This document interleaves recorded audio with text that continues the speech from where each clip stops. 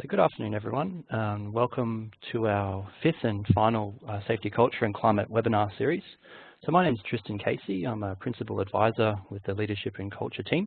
And it's a pleasure to come to deliver this last session to you today. So we've covered a lot of ground. We've gone through 3 different industries over the course of the series, and today we're bringing it all together. We're going to take a much more practical focus and start to look towards, well, how do we actually measure safety, culture and climate? And once we've got that information, what can we actually do about it to improve safety in our organisation? So we've changed our format a little bit as well. So today what we're going to be doing is more of a conversational style. We've got our 3 different 2 industry representatives and our academic expert online here in the studio, and I'll just be passing between those people so they can share their expertise with you. Now today really supports the resource kit or pack that we put together as part of the series. So if you haven't got online and checked those out already, I encourage you to do so. The easiest way to do it is just to go on Google, type in Safety Leadership at Work. You'll go straight to the page there on Workplace Health and Safety Queensland, and then go to our Tools and Resources section and you'll see all those resources. Now I'll talk a bit about that towards the end of today, but just to let you know they are there. So today we'll take about an hour. We do have a bit of content to go through, and our conversations might go a little bit over time, so apologies in advance about that, but I'm sure you'll get some value out of it, and look forward to sharing that information with you. So as I've said in the previous sessions, our recordings from all of these will be made available. We are still working on just transcribing the notes for those for accessibility reasons, and they'll go up on the website as well in due course. All right, well, let's turn now to our guests that have donated their time to come along today. We're really grateful for them to take that time out of their busy schedules to come and speak with us. We have 3 different speakers, so Professor Andrew Neil from UQ, Maria Mervin from Integra Packaging, and Brian Godwin from CV Services. So what I might do now is just pass over to the guys and ask Andrew first, just to say a few words about himself and his experience. Yeah, thanks, Tristan. I suppose I've been working in the general area of safety since the mid-1990s, where we're originally doing some work with the National Safety Council on their measure of safety climate, and have continued to work in the area since then, currently doing work with the Maritime Safety Authority on safety culture in the maritime industry. Thanks, Andrew. Maria, if you'd just like to say a few words about yourself. Sure. Thanks, Tristan. Yeah, my background, of course, is occupational health as such. Originally, I started off my journey as the occupational health nurse, and I currently have 16 years of experience as a health and safety practitioner. And part of that, I also worked as a regulator back in New Zealand for WorkSafe New Zealand.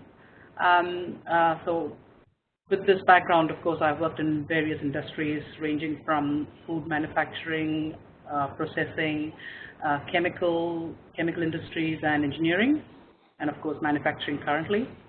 So yeah, I do come with quite a bit of background in all the areas in different roles. I'm currently working as a Group HSE Manager for Integra Packaging for the last 2 years. Thanks, Maria. It's great that you'll be able to share that varied experience with us in lots of different domains. Brian, I'll just cross to you, and if you give a little overview of your role and your experience too. Yeah, thanks, Tristan. Basically started off, as my little resume there says, over 35 years ago as an apprentice in the electrical industry. Worked overseas and in Australia, owned and run businesses over many, many years. And over the last probably 4 to 5 years, been more involved in the commercial side and going more into health, safety, environment, quality, training, etc. And I find myself in that position now, looking after those sort of areas. So it's been quite a challenge. Great. Cheers, Brian. We'll cross to those guys a little bit later in the presentation. But first, I just wanted to say a few things to get us kind of in the zone for our final session. So if you recall, if you've watched some of the previous webinar sessions, those previous events were more focused on getting that core foundational knowledge right. You know, well, what is safety culture? What is safety climate? And how do those concepts actually play out in particular industries, for example? Now, today's about taking that up a notch, looking more at improving your confidence to actually take that information and do something with it in terms of maybe measuring your safety climate or culture and putting some initiatives in place to improve it. So the format for today, we're probably chunking it into 3 stages, talking firstly about planning or preparing to undertake that safety culture journey. Next phase is the doing, so where we actually collect that data and use that information to design some sort of initiative or intervention. And lastly, checking that we're on the same page, that we're proceeding with that plan as intended, and measuring the outcomes as well. So that's sort of the rough plan for today. All right, so let's begin with the planning stage. So we can break that down into sort of 3 little subcomponents. The first one being, you know, why would we actually start to undertake this safety culture journey? And part of that is building support within your organization, getting that senior management commitment to actually undertake that measurement task or that safety culture change initiative. So one of the things you'll need to do is, of course, build a business case, a reason why that the organization should undertake that journey. One of the places you could start is simply by interviewing people, so different managers in different departments, and understanding, you know, what levers can we pull here? How can we meet those stakeholders' needs by engaging in this initiative? An example might be meeting with your HR manager or training manager and trying to incorporate some of the, I guess, objectives that they're trying to achieve in that initiative. They might be looking to understand leadership capabilities in the business. So by marrying that up with your safety culture initiative, you can share that information and hence have a partner along that journey to give you more momentum in that initiative. So importantly, a business case could look quite different in different sorts of businesses. It could range from having a conversation with the business owner about why they should undertake that versus something much more structured and formal, where you're submitting a proposal for the executive team to take a look at. Now, we'll hear from our industry representatives later on some of the techniques that they took, and we're working here at Workplace Health and Safety on a resource kit that'll come out towards later in the year, which will have some business case templates in there and some more concrete guidance for you to actually go through that process. So the next part is, you know, how would we actually do this? How would we measure safety culture or climate in our organization? So the first place, again, to start is by asking questions and understand, well, what are some of the things that we want to find out here? You know, what are our educated guesses of what the safety culture might be like at the moment? How healthy is it? And what are some of our safety challenges that might be related to culture? Identifying these research questions at the start will help you then flow through to, well, what are the tools that are going to be most appropriate to answer some of those questions? You might find that the tools that you need are more of a survey-based tool. So getting perceptions of people across the whole company is best done through a survey. But if you're interested in the detail of, you know, what kinds of beliefs or attitudes do people hold, you might do something a little bit more qualitative, so an interview or a focus group technique, for example. Once you've got some tools that you're considering, then it's about assessing them. Are they the right tools for the job? And having a robust process there to make sure that when you collect that data, you can actually trust it. Now, again, our resources that are available on the website will give you some concrete guidance about what to look for in those tools and what an example process could look like to make sure that you can trust that data. Now, the last phase of preparation is the who. You know, who can help me to actually undertake this initiative? It's unlikely that you'll be able to do it yourself unless you're in a small to medium-sized company. So it's important to identify those people in your company that are passionate about safety or safety culture specifically, and leverage them to help you undertake this measurement task. Now, in terms of getting them ready, because one of the things you'll need to achieve is, you know, getting that good quality data from your workforce, is making sure they have some key skills in order to do that. So key skills are up there on the slide for you, but things such as, you know, the ability to sort of explain the purpose of why the employees should participate in the data collection is really critical, because that'll give them that motivation to complete it effectively. and just basic things like making sure that they know how to maintain confidentiality. All these really practical skills will make sure that the data that you do collect, you can trust it, and the employees that are participating have actually done so genuinely and truthfully. All right, so enough from me. What I'd like to do is just hand over to Andrew now, who will talk a little bit about the what is the safety culture, what is safety climate, and then move into a little bit about the business case side of things. Why would you actually bother with investigating these things? Okay, thanks, Tristan. So in general, the concept of safety culture, there's a lot of confusion out there over what safety culture is and isn't, and there's lots of confusing definitions about it, but I think you can really cut through it fairly simply. Safety culture is essentially just the overall way that an organisation goes about managing safety. There's really two broad elements or components to safety culture. There's some people talk about it safety culture as something that an organisation has, and those are the systems and processes that the organisation has for managing risks and hazards. Things like the way responsibilities and accountabilities are defined and planned, the types of reporting and analysis systems that are in place for assessing risks and hazards and controlling risks and hazards, the processes for planning work, those types of things.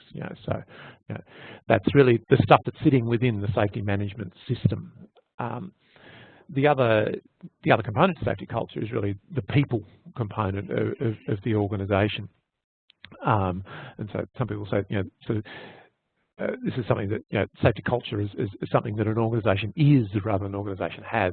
So that's really the values of the people, their priorities, what they think is important, the unwritten rules, or we'd say it's kind of the norms for for how people should go about doing things. What do people consider to be acceptable? So those really are kind of the two broad components of a safety culture. The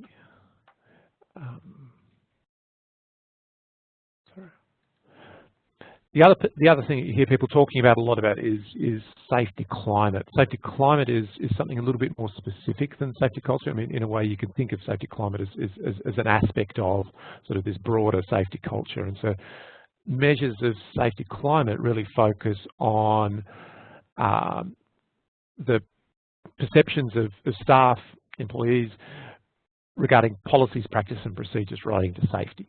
So a typical safety climate survey would have questions in it relating to a range of things, like people's perceptions of the extent to which management cares about safety, perceptions of the quality of the training, procedures for training, communication, risk, safety systems more broadly. And there's been a lot of research done on employee perceptions of safety climate, and so we know that they matter. There's a lot of evidence showing that employees are more likely to comply with safety procedures, and they're more likely to do those types of voluntary extra role activities, helping, going above and beyond the formal safety requirements of the role and helping out other people, what we call participation in safety. They're more likely to do those things when they perceive there's a really positive safety climate within the organisation. So the question is, why does it matter? Why would you bother trying to assess safety culture, or slightly more specifically, safety climate in an organisation?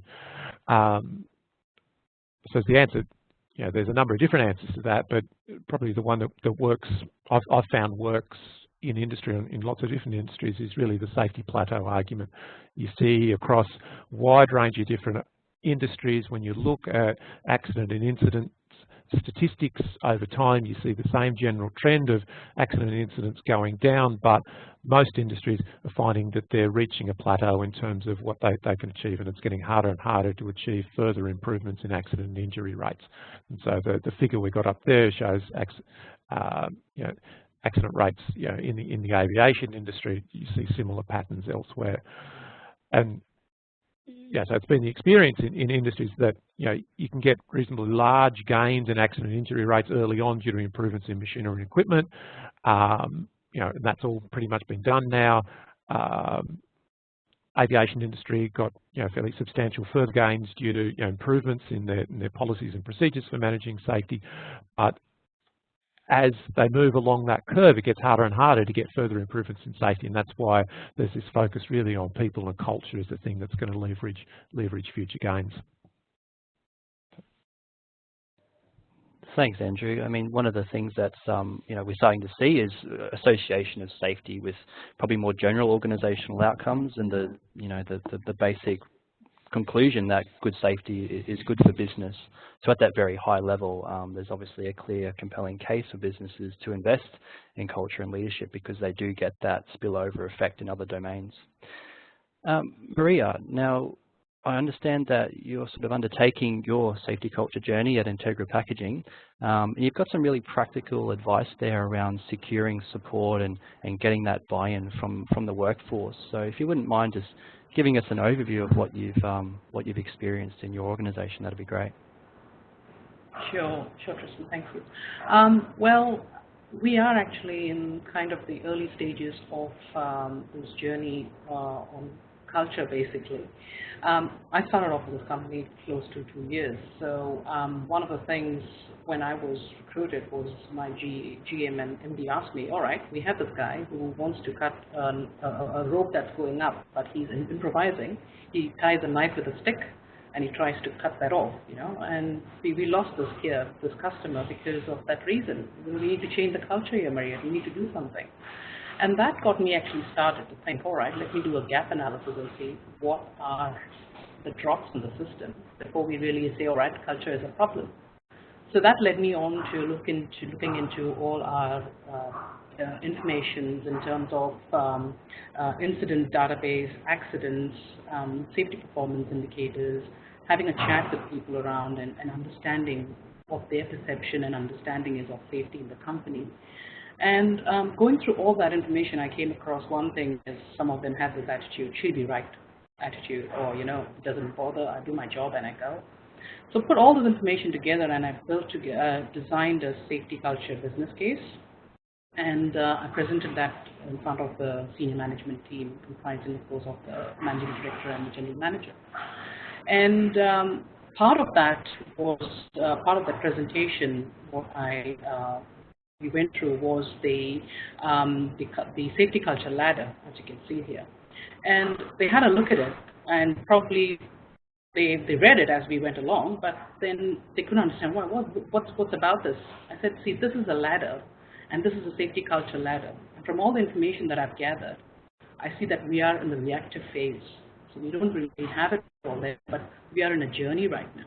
And that kind of, for them, was like, okay, so it kind of shows there is a journey we've got to go on, and we kind of know where we are. And they said, all right, fine, this is all okay, I can see, but so how do we get there? So, of course, we talked about ways and things about where and what we can do, but they were not very sure. All right, how do we go? We know where to go. So we said, all right, let's set aside some targets and some measurable targets and that are specific and time-oriented, so that we know this is what we need to do and this is where we need to get. And what we did was we broke them down into 4 chunks, 4 quarters of the year. So one phase we plan, then we do, and then we check, and then we go back and review that.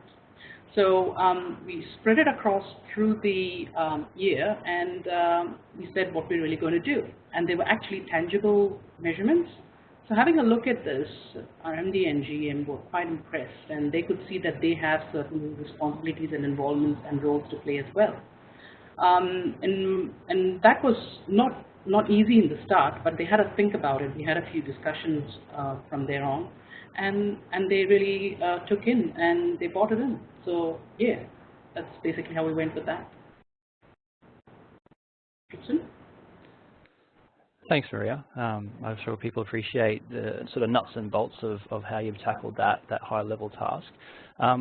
I guess what we'll hear from a little bit later when we get up to that section is more about bringing the workforce along on the journey and some of the techniques that you've used there. What we'll do now is just change our tack a little bit and start to drill down into the how part. So how do we actually choose the right measurement tool to actually understand our culture and climate?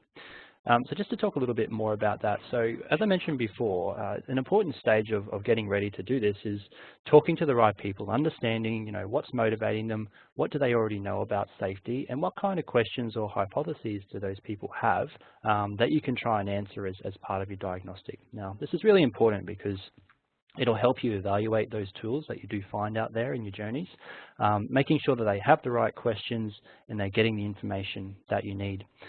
Now, another really key point is looking at what data you already collect, because in many organizations there's annual surveys, there's engagement data, there's stuff there that could potentially give you a little bit more of a broader picture into your workplace culture and hence inform how you look at safety as well.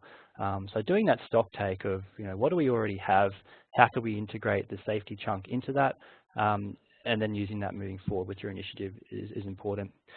Related to this is talking to those that have done previous research projects, surveys or consultations with the workforce, and find out what did or didn't work. What kind of styles or techniques resonated with, say, the maintenance workers in Crew A versus the techniques that work well with senior management. So very roughly, it might be something like, well, we spend maybe an hour interviewing our senior managers to understand the culture in more detail, and something more nimble or versatile for those frontline groups, maybe a very short survey, some focus groups, something where they can quite simply participate and share their views and opinions. So being adaptable in how you're running your assessment can be important to make sure you get all those stakeholders involved appropriately. Now, once you've selected or identified, I guess, some of your tools, it's about, well, are these the right ones, and are they going to get us the right quality data that we actually need to make firm conclusions? In the psychology space, we talk about assessments being valid and reliable. So just to explain a little bit about what those terms mean. So the validity of an assessment, if we think about safety culture or climate as being the target and our assessment as being the dart, when we throw that dart, we're going to get that bullseye. We're going to get to the core, essence of what safety culture is. The reliability part is if we kept throwing darts at it, is it going to keep hitting that same spot, or is it going to be spread across the target and hence be a little bit error prone? These are sort of the technical terms that you might want to ask, say, the external consultant, or go to the report that outlines the assessment and look for information there to tell you, is it valid, is it reliable? Again, in our resource kit, so there's one there that's making the most of your safety climate survey and the other one selecting the right climate survey. That will give you some guidance around what to actually look for in terms of different figures or information to validate that. The last little component is, well, we've got these tools and we know that they're good, they've got that validity and the reliability, but how will we actually make use of that data once we collect it? Something we might not sort of think about when we're going down this path, or if we've never done it before, something we're not aware of. But really, what kind of techniques can we use with that information to make sense of it?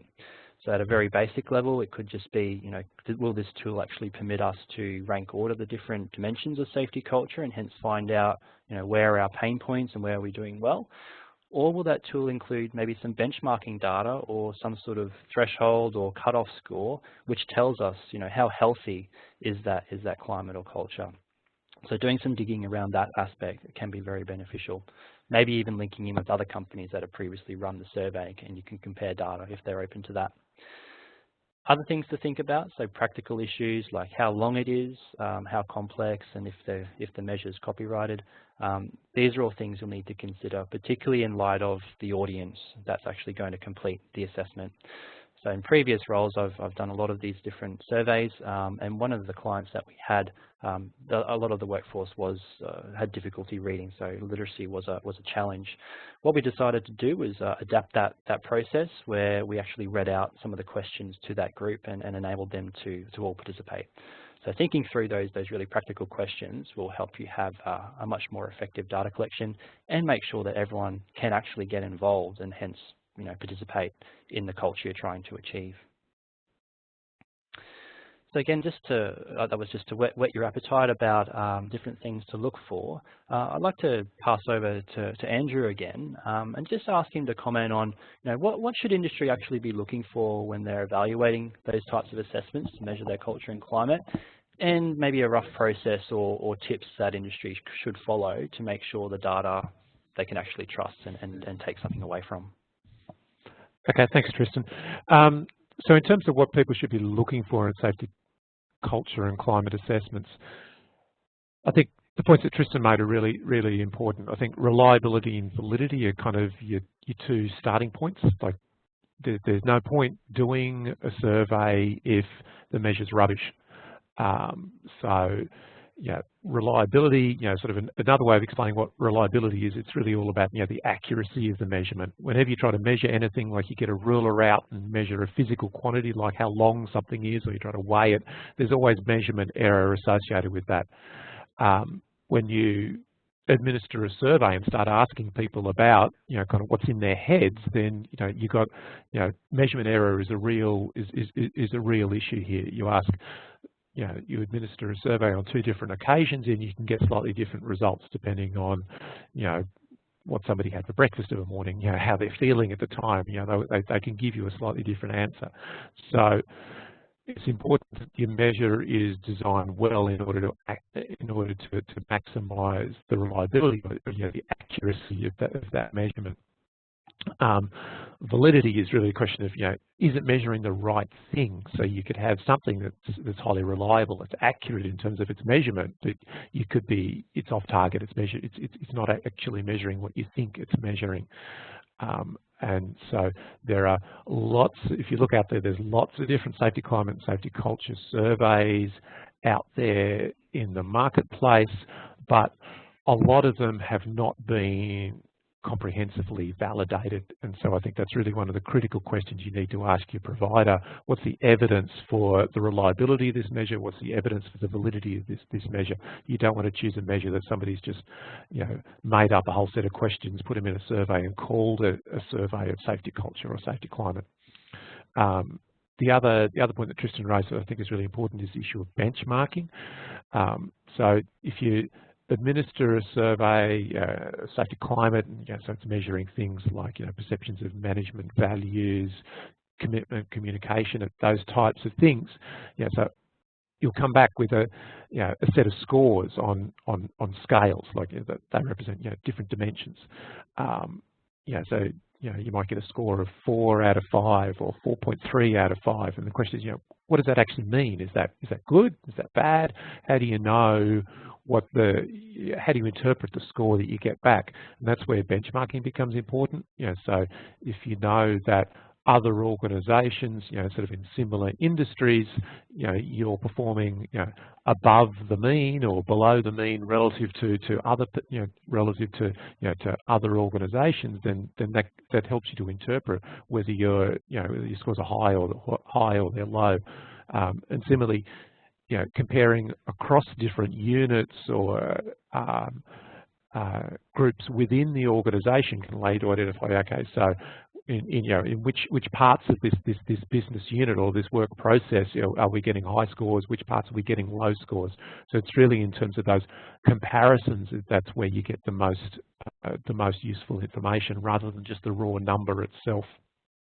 In terms of the process, I think so triangulation is a really important issue. So trying to get information from different types of sources. So a survey of climate or culture is really useful in terms of getting quantitative data back, so hard numbers, and so getting information from a lot of people and being able to kind of systematically compare that to sort of how people perceive safety in other industries, other companies, or across different groups. So doing that kind of benchmarking comparison I talked about. Okay, that's what surveys are really good for.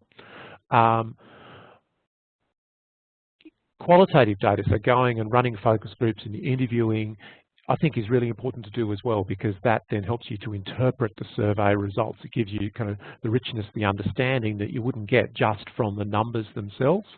And it also allows you to kind of test the meaning of the numbers that you're getting back. So You know, in some cases, you'll find if people don't trust a survey instrument, or they're suspicious about the motives of what the data is going to be used for, they can distort their responses. You'll get people saying, "Oh yeah, everything's brilliant here," and on a 5-point scale, everything comes back 5, 5, 5, 5, 5 all the way down the survey. If you're doing interviews and focus groups, you can explore the reasons why people are responding in the ways they are, and try to detect whether there's the potential that you're being misled by the data you're getting back. So I think that process of triangulation and trying to testing what you're getting back is really important. So I'd say those are the two main issues. Yeah, great. Thanks, Andrew. Really good to combine the different data sources and, as you said, explore what those survey responses actually mean. That can pay back in dividends, because your employees are getting that signal that, yes, management have looked at the survey and they actually want to know more. They want us to tell them how it's personally relevant, or what issues are relevant to me in my workplace, in my day-to-day life. So really good to connect with employees in that way. So now we'd just like to hear from Maria again. Maria has already undertaken a few of these things herself in her organisation, and can give us a bit more practical advice about, well, what does it actually look like on the ground with businesses doing this type of stuff. So Maria, you can take over from here. Yeah, thanks, Christian. Yes, actually, like I was saying earlier, we started this journey, and we happened to, at that point, also start, in fact, venturing into the IPAM program. I'm not sure if you all are aware of it. It's Injury Prevention and Management Program set out by Workplace Health and Safety Queensland. And our lead person for that is Julie Smith from Workplace Health and Safety Queensland. So I was working alongside her while we started off this journey, and she immediately suggested that they have a tool that we could use, and we were just at that point, and it's a safety climate survey. And this survey basically has 9 key elements. Basically, management commitment, communication, priority for safety, safety rules and procedures, supportive environment, involvement in safety, personal priorities and needs for safety, personal appreciation of risk, and work environment. So what we basically did was we took the survey, and it is an anonymous survey, so we took it out to all the staff members, and we talked about it and explained how to complete the survey in the toolbox meetings, department meetings, and safety committee meetings. And the reasons why we're doing it as well. So there was this buy that we had to take also the employees into why we're really doing this and explain to them. And they were quite receptive because it was anonymous. So, we gave them a week to complete it. And also we offered help to those people who probably had some literacy issues to just sit down and explain to them what those questions are, and so that they can answer them. So this took us about close to 2 to 3 weeks, and yes, we completed the survey, and we sent it back to Julie. We sent all the papers to Julie. Of course, it didn't have any names on it. And she sent us a report, which actually was like a spider graph, and it shows in each of these elements how much we have scored. And it was really good to see the feedback from people on what they really feel and what their understanding and perception is of safety in the organization, which actually gave us a good benchmarking, that we went around seeing how we feel we stand as management, but to get a feedback from everyone to see, all right, this is where I think we are at safety, was really amazing to see the score. So we went around with that and talked to everybody about the results, and they were quite interested. In fact, they even come and ask me, so what was the report out of that? We told us, and so that gave me an indication that they are actually looking at, they want to know what's happening. So that was really good, and for us, it actually confirmed at the level we were in that ladder.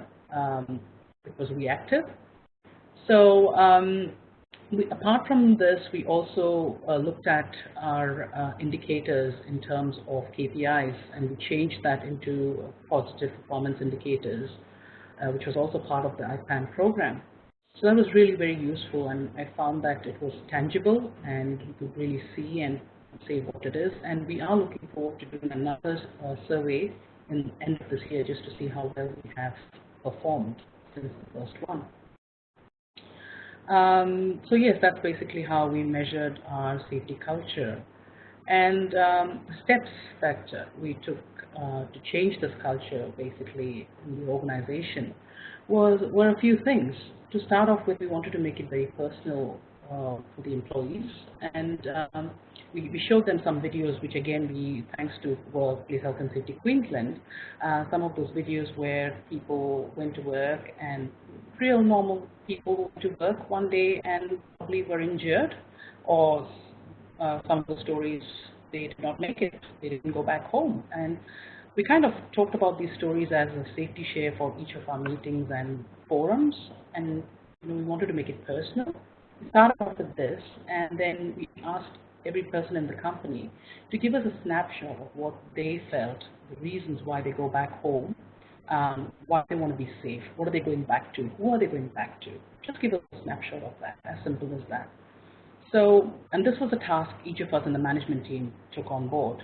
And our MD actually went a step ahead. He actually drafted out a letter and signed it personally to each and every employee, asking them to pledge for safety, to work safe and go back home. So all this kind of put a personal touch to the whole thing. And the outcome of that, we put all these photos together, and we created this montage or a collage. And it was the safety campaign that I think I mentioned earlier. We launched this as HSE with Integrity. HSE stands for Health, Safety and Environment. And we put a caption in the middle, and of course you can see that you're coming back, right? Which kind of, if you can see the photo, each person in the company could relate to one photo in that was personal to them. And that's a question they would ask. And it has a huge impact even now, because we put this in the lunchroom, in our reception. There's a huge board that people look into and say, wow, all right, who's that? Who's this?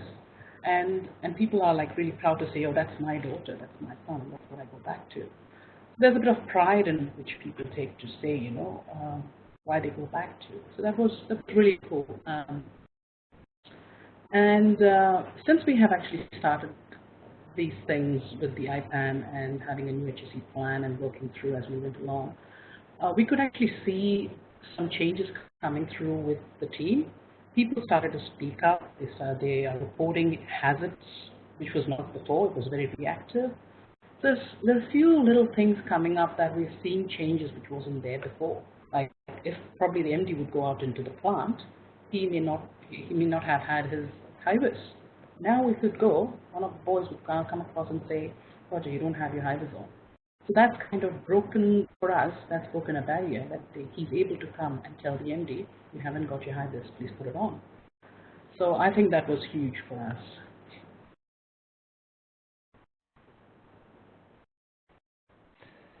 Thanks, Maria. So I guess that the importance there is that the essence of safety culture or culture in the workplace is the values, the shared value for safety, and connecting people individually to that core message that the organisation is trying to promote. And your example there is a really good one in terms of the tangible ways that an organisation can start to do that. So we talked, I guess, about the preparation, the planning, how would we go about doing it, and now it's the do phase. What do we actually do to make a change and use that information for a positive benefit? We can think of the doing part in terms of three main components. So firstly, collecting our diagnostic data, getting that understanding of what's going on, taking that and using it to design some sort of series of initiatives. Usually it's more than one thing to change a culture, as everyone probably knows. It's not just implement a training program, it's a lot of different things all working in unison to improve the state of safety in the organisation. And lastly, putting that in place and making sure those changes are sticking within the organisation. So if we concentrate on perhaps the design part for a moment, I'll just say a few words about this before passing over. we can think about it in maybe 3 different levels of how deep you're going in terms of that culture. At the deepest level, we can think about culture as being the values and the beliefs that often maybe unconscious sort of way of thinking in the organization. Now we know that, and intuitively, it's very difficult to change people's beliefs. They're tightly held, they may not even be aware of them. So where we're seeing the science go now is just trying to understand, what are those beliefs by doing the qualitative part that Andrew mentioned, the interviewing, the focus groups, trying to understand, what is the context of the way that people think in this organization, and how might we be able to use that to our advantage. So an example there is linking that shared value of the importance of family and friends and home life to safety, and making sure that people can connect the dots there and do safety because it helps them go home at the end of the day. Taking it up to maybe more a surface level is the systems that an organization has in place. So by making changes to those systems and putting certain types of systems in place, we can actually start to influence that underlying culture, that shared value and belief over time. So in the transportation industry, there's a big focus on, putting different forms of driver monitoring into vehicles, and not necessarily to, discipline or enforce rules, but rather to give drivers feedback around, well, maybe you are engaging in some risky behaviour here, and an opportunity for supervisors to connect personally with those drivers and give them feedback in a way that promotes a positive safety culture.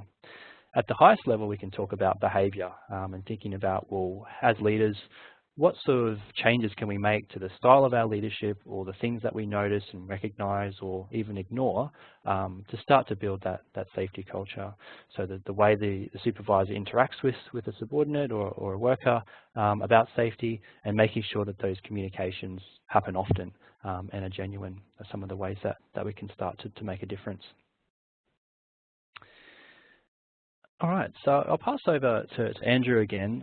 Andrew's been involved in many different research projects, but one he's done recently, I think, will give you a really good idea of that measurement process and how we can actually use that data to make some changes to improve safety. So, Andrew, over to you. Okay, thanks. So this project we've been doing with the Maritime Safety Authority, and it's really about trying to understand the level of safety culture on board vessels, international vessels operating in Australian waters. So where we started the project was, basically, as I was sort of trying to, initially doing some triangulation. So we started by we went on board vessels, visiting, the Port of Brisbane and Port of Fremantle.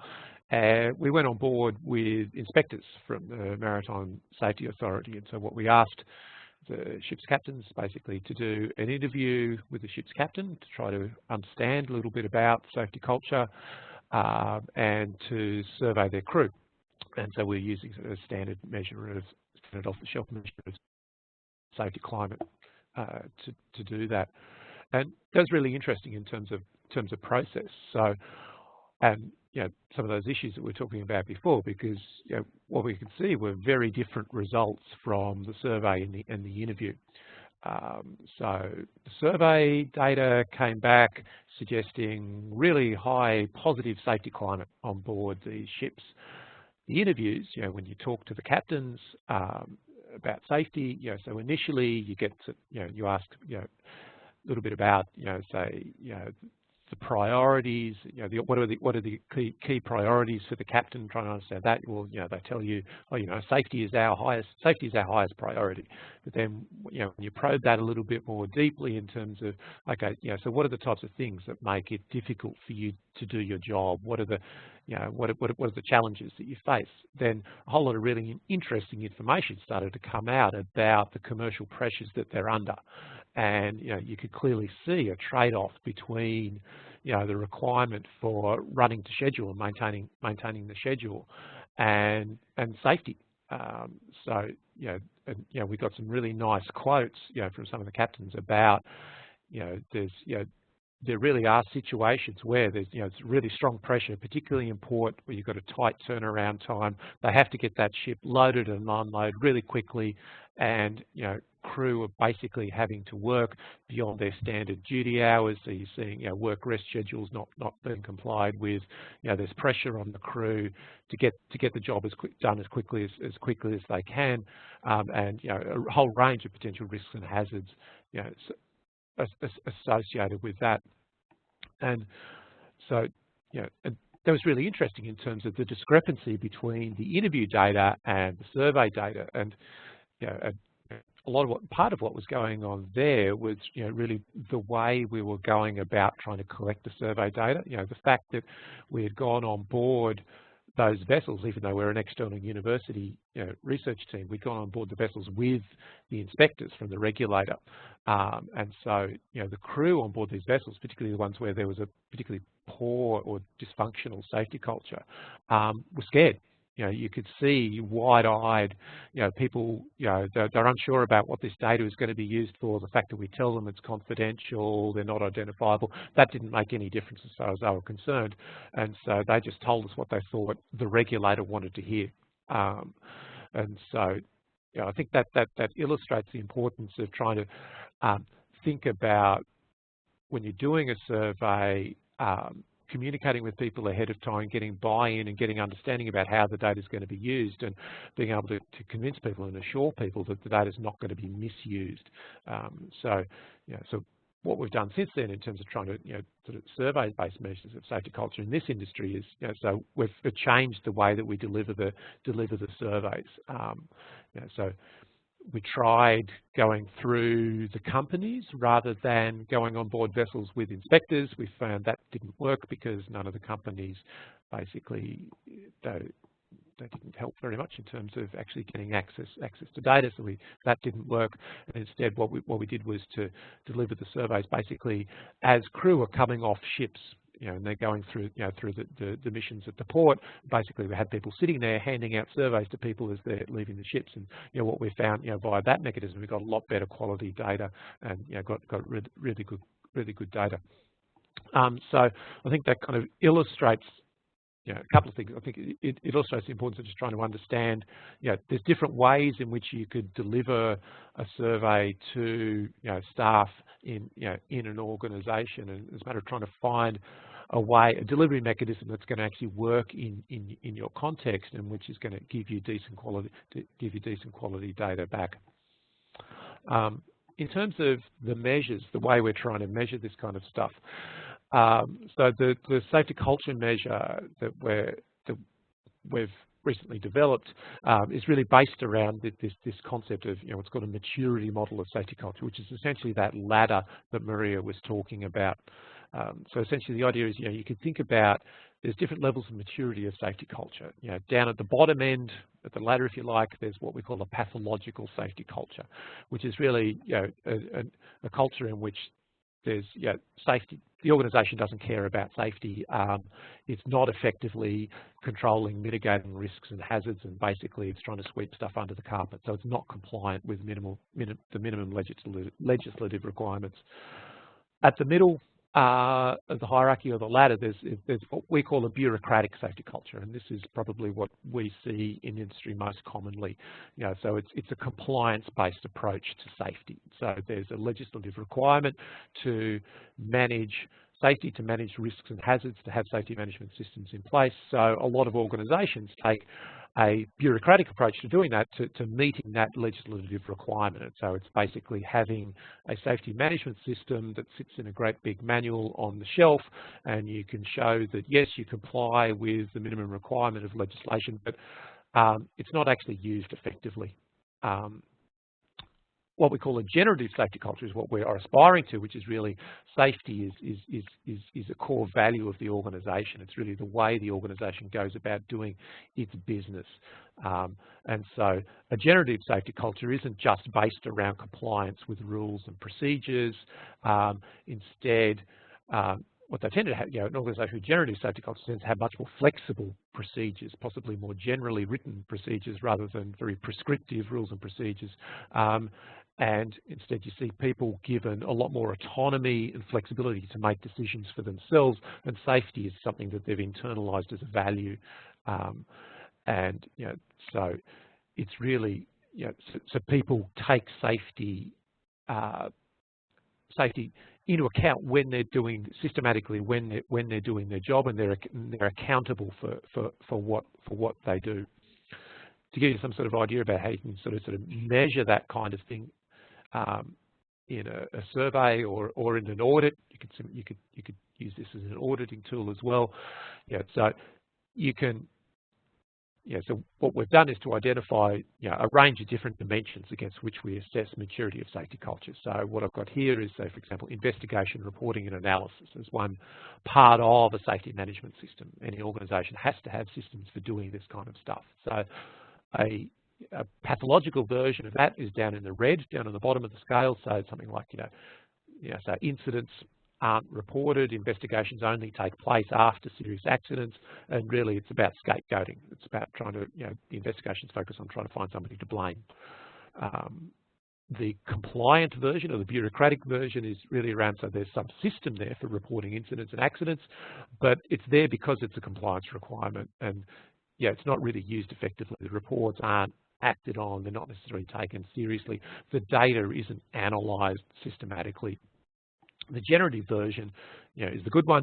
That's where, clearly, everyone in the organisation takes reporting seriously. So you get hazards get reported before incidents occurring, so it's proactive. The reports are acted on. The data from investigation, reporting and analysis systems is used, it's analysed, it's used, and the focus is really on learning how we do things better. So it's a proactive approach to this kind of stuff rather than a reactive approach.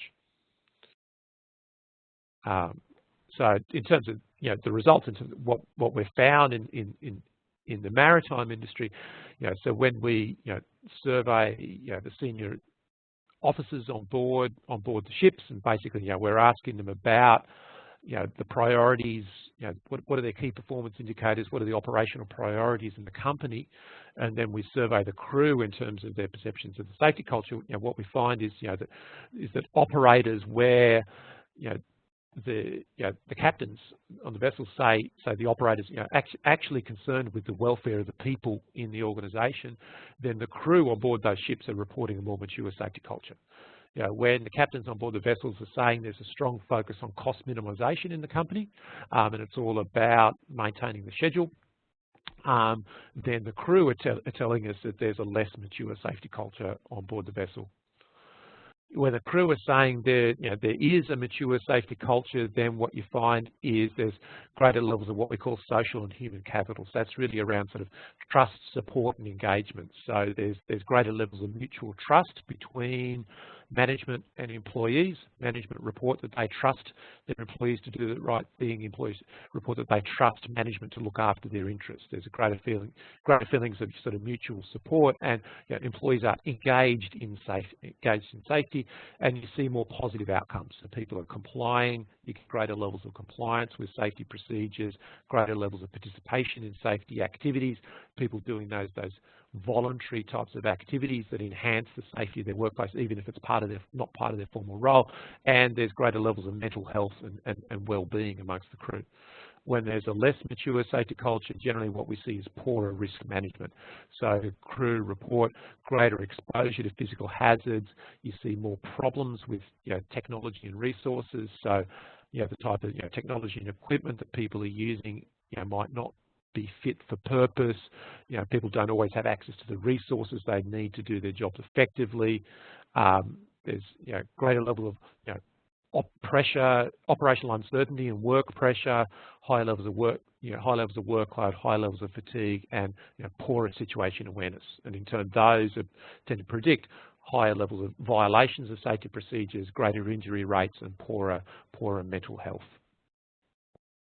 In terms of what you can actually do with the results of a survey like that, so there's a number of things you can actually do to try to improve the safety culture in these types of settings.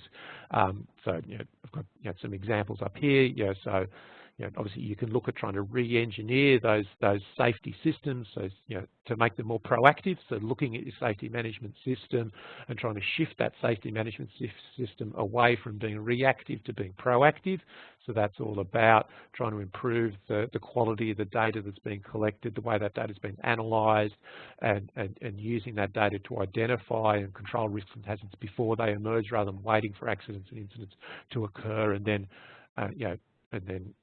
revising rules on a reactive basis to plug holes. Flexibility and adaptability, I think, is really important. So you can't manage risks and hazards just by rules. You can't write a rule or a procedure to cover every potential eventuality. Went to Maritime Safety Conference recently, and there was someone from the Australian Transport Safety Bureau gave a really interesting analysis of a fatality that occurred at sea, somebody being swept overboard, where the people had complied with the rules, and in fact it was the compliance with the rules that killed them, because the reason is, of course, that the rules were not designed, the rules and procedures weren't designed well in the first place. A lot of organisations, when there are, when problems and rules and procedures occur, you tend to see them, well, you just try to plug the gap, and you see the rules becoming more complicated, more rigid, more inflexible, and more prescriptive over time. We argue for the opposite, that rules should be designed in a way that are flexible, that are adaptable, and people should have the skills and the training to be able to make decisions for themselves in order to work safely. That ties into the point about autonomy. I think autonomy is really important. People need to have the autonomy to make the decisions for themselves. Where there are risks and hazards that affect their safety, they need to be able to make decisions about them. So in the maritime domain, a classic example of that is really around, say, the scheduling problem. So in principle, the captain of a ship is meant to have control over anything that could affect the safety of the ship, but in principle, they don't have the autonomy to make decisions that could result in the ship being delayed. They've always got to report back to higher management. They can't make the decision themselves.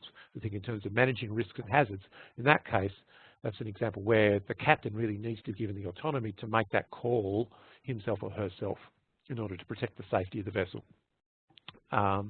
Ensuring people understand safety risks is important. And another thing, ensuring safety is framed as a positive outcome rather than a negative outcome. So it's not just in safety, we're not just trying to prevent risks and hazards. We're not just trying to prevent accidents and injuries. Safety is a positive outcome that we're trying to achieve, rather than just a negative outcome that we're trying to prevent. Great, thanks, Andrew. Great to hear some practical research and how it's been translated into real changes. Now, Brian, you've been very patient, and thank you for coming along today. What we're really keen to hear from you, of course, is what has CV Services done and actually putting some of this stuff into play? Yeah, so we've been doing this for a number of years now, and I think looking at some of the criteria, we do have a fairly mature safety system. Our safety vision for years has always been to have a totally healthy workforce with 0 injuries. That is obviously utopia. Unfortunately, it doesn't seem to be the standard out in the general workplace these days. We did identify a number of areas where performance needed to be improved, and that's not just because we had to. There were moral obligations around that, as well as legal. And we looked at a holistic strategy. So we had a look at everything. What would we do about team engagement, improving our safety culture as we've gone through what a safety culture is. And to us, it had to be real and it had to be measurable. There was just no two ways about that.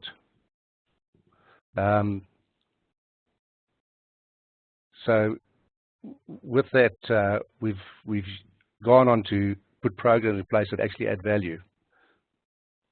If you just go back one. Okay, thanks.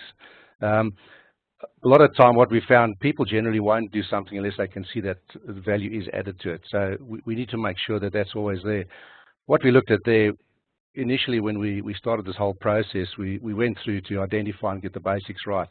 That was in line with the Work Safe, Stay Safe logo through Workplace Health and Safety. And it was basically just a situation getting people to understand that if you follow the Safe Work system, you will be safe. You had to trust the system in place. Now, we just heard that sometimes that system isn't perfect, and unfortunately, you have to start with a system in place, and that's where you can then improve it further on. We worked on from that and making the message more relevant and emotive. We moved on to the WorkSafe, HomeSafe when that was changed as well. And being more emotive, that's also about, why do you work safe? You have a reason. What we instituted then, we did a whole lot of, a whole range of things that we did. One of them was around the Safe Work Week or Safe Work Month a couple of years ago. Photographing competitions. We've got guys to bring in photographs or send in photographs of their reason for working safe and going home. It had obviously family members, the dog in the backyard, etc. But everybody had a different reason for working safe and going home safely. From there, we matured a little bit more, and we looked at the personal responsibility of the individual. And we moved our badging across to the Think Safe, Act Safe logo. And at the end of the day, it is about the personal responsibility of the individual. With that, training is absolutely key. You cannot do this without training. Initially, we obviously got the buy-in from senior managers. We're very fortunate that in our business, the owners of the business were absolutely on board with this from day one, so we didn't have to do any convincing. The senior management and project managers, a lot of training went through that around leadership and those sort of skills, and that's been run out now to supervisors, the tradesmen, even down to our senior apprentices, to get that going as a holistic training module right through the business.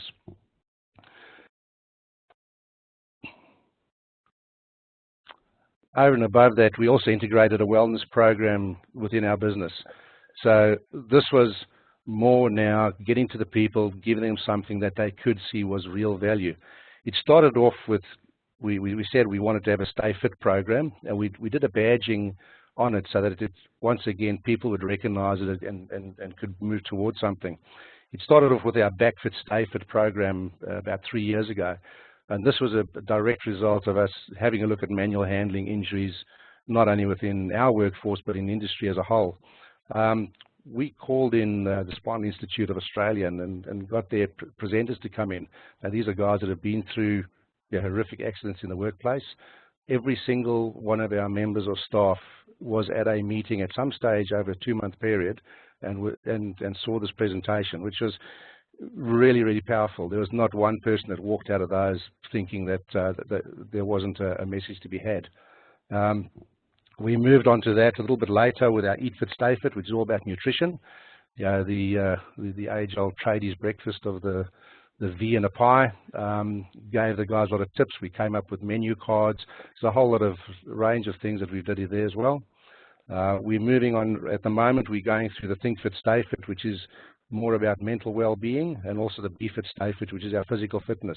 So this program's been run out over the last 3 years and specifically staged so that we could concentrate on each one and build on it before we went on to the next one.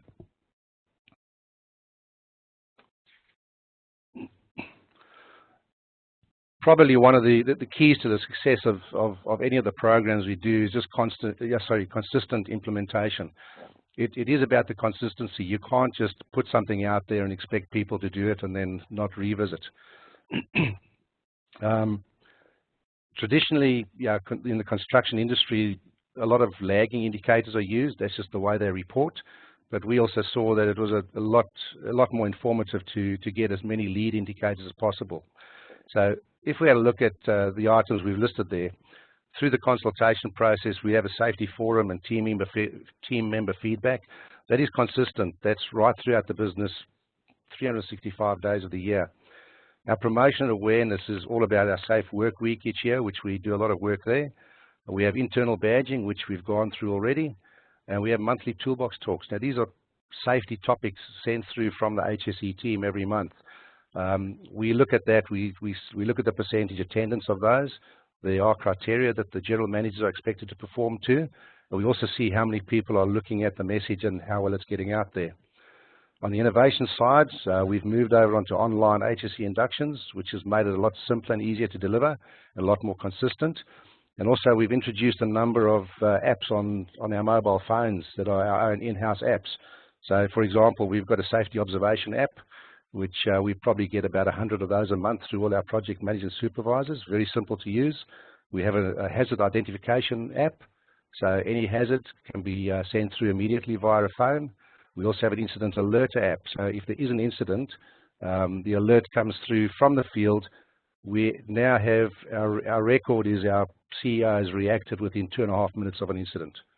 So it's all about getting that information up to the HSE team, the director of the business, so we can then act appropriately. From the compliance side, once again, the safety observations form part of that.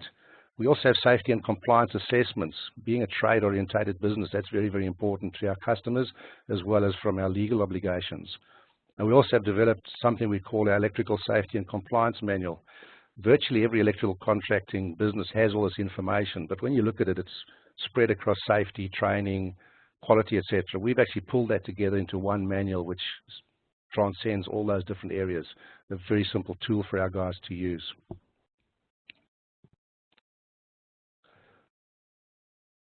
The last slide I've got you to talk to is we're talking about making it measurable. We've always said that if you can't measure it, you can't report on it. Some of the industry programs, I've seen some questions coming through which will be answered. People asking, well, how do we get this information? There are a number of areas which the answer will come through later with the emails, etc. But you have to understand that you still have to personalize those to your business. In our instance, we measure across 5 business units. We've got 5 separate businesses in our group, 3 electrical and 2 signage, and there's a number of different indicators that we use. We also break that down into smaller areas so we can have a look at teams. The other thing one has to look at is the number of items that you record as opposed to the quality of what they give you. A lot of businesses will just say, yes, we need 100 observations, but the quality is rubbish. 20 very good quality observations would give you a far better result. And just having a look at some of our results over the last few years, I don't really like looking at the lagging ones because, as I say, we look at the leading ones more often. But from a lagging one, it's always good to get a bit of a report card. But some of the big ticket items, our injuries have decreased by around about 92% over the last few years. The severity of injuries, over 80%. Our return to work has been 100% for a number of years now. We've never had anybody not return to work. Over the last 5 or 6 years, we've almost doubled the number of hours that the businesses have worked. So in the same period, we've cut a lot of those items quite drastically. And probably 2 of the biggest indicators that make it worthwhile is when we look at our staff satisfaction reports, we get over an 85% result on that. And the big ticket item in there is our staff members regard CV Service as a very safe place to work, coming in at a number of over 95% as a response. So yeah, that's how we've done it. It's worked pretty well for us, and it's very, very nice to see that we have actually used a number of the principles that have been put forward today, sometimes on purpose and sometimes by accident. But yeah, it's been quite a journey. Thank you. No, I appreciate you going through that, Brian, and being open with what your company's done and achieved. Also great to see some of the examples of those measures and actually tracking, has this initiative worked, and, how can we realign things moving forward. So people told me it was ambitious to have 4 different speakers today, and we have gone slightly over time, so thanks very much for your patience. I appreciate you holding on. Unfortunately, it does mean we're pretty limited in terms of our opportunities for Q&A, but if you did have anything, shoot it through. We'll make sure that we get some responses from our presenters if they need to answer those questions, and put those along with the resources. But just wanted to touch on a couple. So we mentioned benchmarking a lot during the presentation. And so naturally there were some questions there around, well, how do we actually get access to that benchmarking information? It is a tricky one. We are working on it here at Workplace Health and Safety with our Safety Culture and Leadership Toolkit. So the vision for that is we would be able to start collecting industry level benchmarking data and have that freely available. That's a bit of a pipe dream at the moment, so we're working on that, and hopefully that'll come through maybe next year or the year after. What you can do in the meantime, though, is go into perhaps Google Scholar, or if you have access to different databases that have research studies in safety, pull down some of the articles where they have used safety climate questionnaires. Maybe you could even get some measures out of that you could use in your organization, and use the information that they publish there around different industries, different companies, and what types of averages or means are they getting on their survey. So that's a couple of sources of inspiration there. So again, thanks very much for coming along.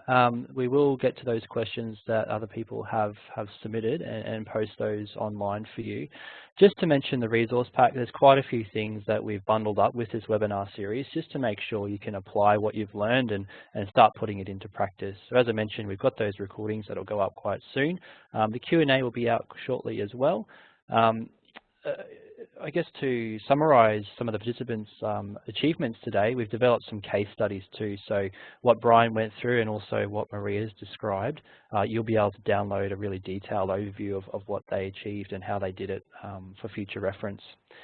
Other things that are associated with that resource kit, so clarifying safety culture and climate, we've got an article there to sort of go through the foundational concepts, as well as 2 practical guides. So how would you actually choose a safety climate tool, looking at validity and reliability, for example, and also an example process. So how do you get the most out of that survey? What kind of administration training should you give, and what steps should you follow? So please do check those out. Right, so thanks for joining us across the series. We hope you've been able to take something away from it. We have tried to achieve those 2 goals of clarifying what the concepts are, and then hopefully today making it a bit more practical in terms of how would you actually go about measuring these things and making improvements. So on behalf of Workplace Health and Safety Queensland, thank you so much for joining us. Thank you also to our presenters today for taking the time out, and everyone across the different series. So look forward to some more events in Q3 and Q4 of this year. Thank you.